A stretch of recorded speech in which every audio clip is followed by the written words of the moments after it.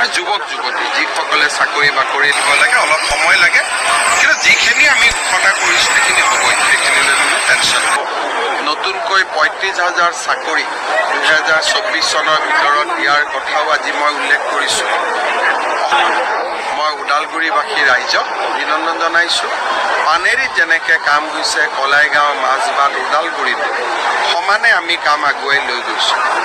ইয়াৰ উপৰিও মহিলা উদ্যমিতা আঁচনি, নিযুত মইনা আঁচনি আদি বিভিন্ন আঁচনিৰ জৰিয়তেও আমাৰ আই মাতৃসকল, যুৱক যুৱতীসকল যথেষ্ট উপকৃত হ'ব।